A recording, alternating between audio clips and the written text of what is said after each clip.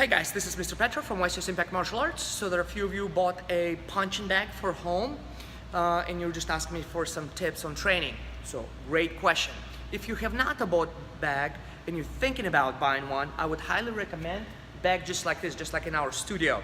It's a Century Martial Arts bag. It's a specific model called Wavemaster XXL model. All right, it's basically the most expensive bag there. It's about $300, but it's the best bag. It's sturdy, it's tall, so you can kick low, you can kick middle, you can kick high. There are a lot of different things you can do. And all you do, you put the water in the base, and that way it just stands really sturdy, and then you're ready to go. Now, before you hit the bag, there are a couple things you need to consider. One is the timer. You need a timer.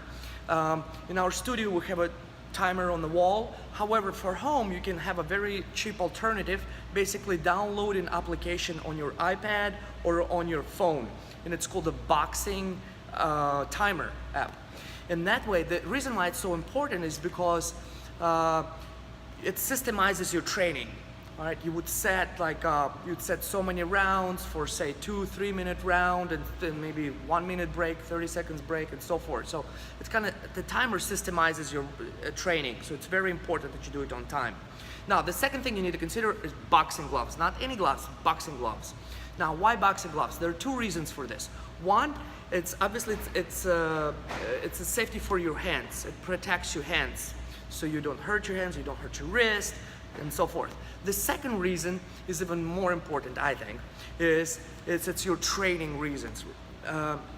You see, the boxing gloves, they're not sized by your hand, by the size of your hand. They're sized by weight. So if you go to the store, you go online, you come to our studio, and you want to buy gloves, you will see they're boxing gloves, and usually they're like a 12-ounce gloves, 14, 16, 10 ounce, different weight, right? And it all depends on really how big are you, how strong are you for gloves, and so forth.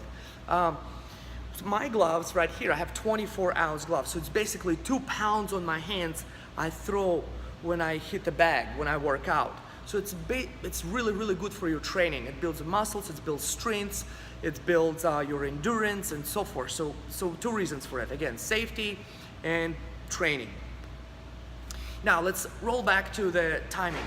So once you got your bag, you got the timer, you got the gloves, right? Now you're ready to go to work. Now you need to set for yourself how many rounds are you going to do. I would highly recommend minimum 5 rounds. You need to go minimum 5 rounds. So, and how long should they be? I would highly recommend for it to be at least 2 minutes long round.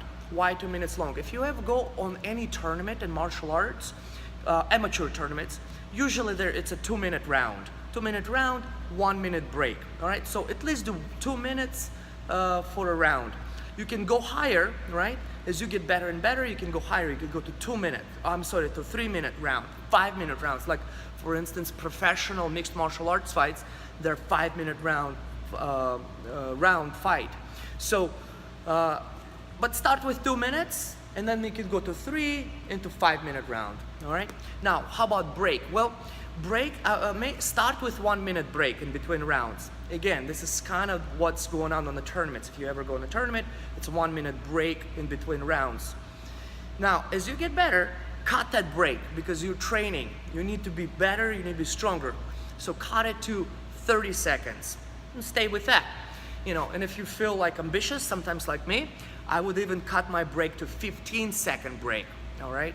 So sometimes I do 15 seconds, sometimes 30 seconds. Now, if I go higher if I do like a 3 to 5 minute round, then I'll give myself about a minute break. So again, think about this. Get the timer, get gloves, make sure you have a good, set yourself a goal, 5 rounds, set it for 2 minutes at the beginning, 1 minute break, and just go through that. And then as you train, go further and further, then you can mess with your break a little bit, all right, and make it less and so forth. But no more than 1 minute. Should be at most 1 minute break. All right.